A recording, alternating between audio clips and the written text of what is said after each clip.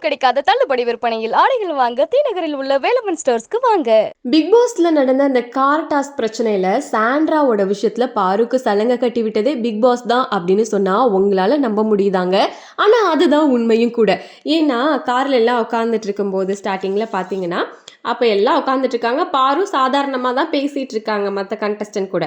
அப்ப big pass தான் என்ன பண்றாருன்னா, சாண்ட்ரா தான் இங்க இருக்கறதுல ரொம்ப கம்ஃபர்டபுளா பிளான் பண்ணி உட்காந்துருக்காங்க, விட்டா வீட்டுல இறக்கி விட்டுருங்கன்னு சொல்லுவாங்க போல, அந்த அளவுக்கு கம்ஃபர்டபுளா உட்காந்துருக்காங்க அப்படின்னு சொன்னதுமே பாருக்கு இதெல்லாம் கேட்டா சொல்லவா வேணும். ஸோ அவங்க அப்போ தான் ஸ்டார்ட் ஆகுது இந்த சண்டை. பிக் பாஸ் சொன்னதுக்கு அப்புறம் தான் அப்படியே பேச்சுவார்த்தை வளர்ந்துக்கிட்டே இருக்குது. பாரு கமருதீன் சொல்ல, சாண்ட்ரா சொல்ல, ரெண்டு பேருமே ரெண்டு தரப்புலேயுமே ஆளாளுக்கு வார்த்தைகளை விட்டுருக்காங்க அப்படிங்கிறதான் உண்மையும் கூட. அப்போ கமருதீன் ஸ்கேம்ரா அப்படின்னு சொல்ல, நம்ம சாண்ட்ரா என்ன சொல்லியிருக்காங்கன்னா காமருதீன் அப்படின்னு சொல்ல. ஸோ இதுவுமே தகாத வார்த்தைகள் தான், அது இல்லைன்னு நிச்சயமாக நம்மளால சொல்ல முடியாது. ஸோ ரெண்டு பேரும் மாறி மாறி வார்த்தைகள் விடுறாங்க. அதில் மூலக்காரன் நம்ம பிக் பாஸ் தான். அப்படியே தீ மூட்டி விட்டு அப்படியே குளிர் காஞ்சிருக்காரு அப்படின்னு வேணா சொல்லலாம். ஏன் அப்படின்னா இது தப்பு அப்படின்ற பட்சத்தில் அப்பவே பிக் பாஸ் பேசியிருக்க வேண்டியதானே, இது தப்பு இல்லை வெளில வாங்க அப்படின்னு சொல்லியிருக்கலாம். ஏதோச்சும் ஒன்று பண்ணி தடுத்து நிறுத்தணும் அப்படின்னா நிறுத்திருக்கலாம். ஆனால் டிஆர்பிக்காக எனக்கு இந்த பிரச்சனைலாம் வேணும் அப்படின்னு சொல்லி எல்லா பிரச்சனைகளையும் டெலிகாஸ்ட்டும் பண்ணிட்டு, ஏன்னா இதுக்கு முன்னத்த சீசன், இதுக்கு முன்னாடி இந்த சீசன்லாம் பார்த்தோன்னா நிறைய பிரச்சனைகள் நடந்திருக்கு. மதுமிதா கையில் கிழிச்சதாகட்டும், அதுக்கடுத்து அபிராமி, இந்த மாதிரி நிறைய பிரச்சனைகள் அப்போல்லாம் அதெல்லாம் காட்டவே இல்லை, டெலிகாஸ்ட் பண்ணலை, அவங்கள அப்படியே அனுப்பிட்டாங்க. அந்த மாதிரி கூட பண்ணியிருக்கலாம்ல. ஏன் டெலிகாஸ்ட்டும் பண்ணி உங்களுக்கு டிஆர்பியும் வேணும், உங்களோட பகடைக்காய பார்வை யூஸ் பண்ணிக்குவீங்க, அதுக்கப்புறம் நீங்கள் வெளியே அனுப்பிடுவீங்களா? 90 நாள் முடிஞ்சது, உங்களுக்கு கண்டென்ட் முடிஞ்சிச்சு, ஓகேப்பா பாய் பாய்னு சொல்கிற மாதிரி தானே இருக்குது அப்படின்னு மக்கள் எல்லாம் வெளில பேசிகிட்டு இருக்காங்க. ஸோ உண்மையாகவே த்ரோயிங் அண்டர் த பஸ் அப்படின்ற வார்த்தை வந்து இந்த சீசனில் அதிகமாக பயன்படுத்தப்பட்டுச்சு. அது வந்து நம்ம பிக் பாஸ் தான் பார்வை பண்ணியிருக்காரு அப்படின்னும், இவங்க ரெண்டு பேருமே ஆரம்பத்துலேருந்து சில தவறுகள்லாம் பண்ணிட்டு தான் இருந்திருக்காங்க. அப்படி இருக்கும்போது ரொம்பவே மேலோட்டமான வார்னிங் மட்டும் கொடுத்துட்டு இருந்தார் நம்ம விஜய் சேதுபதி.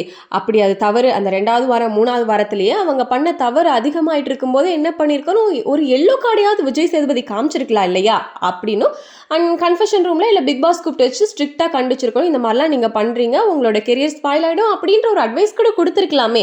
இதெல்லாம் எதுவுமே பண்ணாமல் எல்லாமே நாங்கள் டெலிகாஸ்ட் பண்ணுவோம், எல்லாம் கொழுந்து விட்டு எரியிற வரைக்கும் நாங்கள் எல்லாத்தையும் பண்ணி விட்டுட்டு அதுக்கப்புறம் பார்வை வெளியே அனுப்புறது அப்படிங்கிறதெல்லாம் உண்மையாக இது நியாயமே கிடையாது.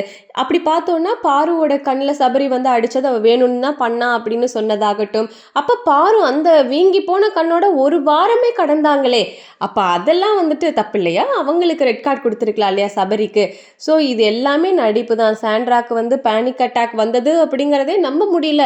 இது அப்பட்டமாக தெரியுது ஒரு நடிப்பு. அப்படியே அந்த பாரு கமருதீன் நடந்து போகும்போது பயந்துட்டு போகிறது, அப்படியே அந்த கண்ணை சிமிட்டி சிமிட்டி வீக்கெண்டில் பேசுறது அப்படிங்கிறதுல ஒத்துக்கவே முடியல. பிக் பாஸ் சாண்ட்ராக்கு ரொம்பவே சப்போர்ட் பண்ணுறாங்களா? விஜய் சேதுபதி தன்னோட நண்பனோட மனைவி அப்படிங்கிறனால இவ்வளவு சப்போர்ட்லாம் தேவையில்லை. ஆப்வியஸாக தெரியுது அவங்க நடிக்கிறாங்க அப்படின்னு. ஸோ அதை மக்களுக்கு தெரிவிக்கணும் அப்படிங்கிறதுனால பேனிக் அட்டாக், அதனால தான் அவங்க பயந்தாங்க அப்படின்னு சொல்கிறதுல எந்த விதத்துலையுமே நியாயம் கிடையாது.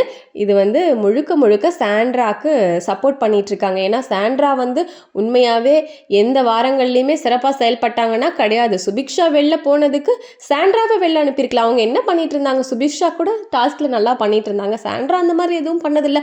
ஒரு வாரம் அழுதுட்டு இருந்தாங்க, ஒரு வாரம் சட்டையை பிடிச்சிட்டு இருந்தாங்க.